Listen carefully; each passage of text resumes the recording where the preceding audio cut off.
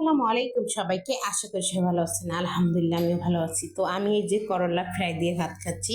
তো একটা ভিডিওতে আপনাদের দেখিয়ে দিয়েছিলাম করলা ফ্রাই কিভাবে তৈরি করে, তো করার পরে কিন্তু খাওয়া হয়নি, তাই ভাবলাম যে খাওয়ার ভিডিওটা আজকে দিয়েই দেই। আজকে সবাই দেখেন কতটা নরম হয়েছে, মোটা করে ভাজলেও অনেক নরম হয়েছে। তো যাই হোক, এখন একটু শুটকির ভর্তা খেলাম। শুটকির ভর্তা তো মহিলা মানুষদের আমি মনে করি খুবই পছন্দ।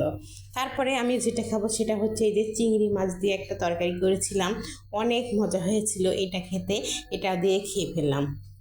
তো ছোট ছোট চিংড়ি মাছ কিন্তু খেতে খুবই ভালো, আর ভাজি তরকারিতে দিলে আরও বেশি ভালো লাগে। তারপরে খেলাম একটা বড় মাছ দিয়ে, জালি কুমড়া রান্না করেছিলাম রুই মাছ দিয়ে, এটাও খেলাম।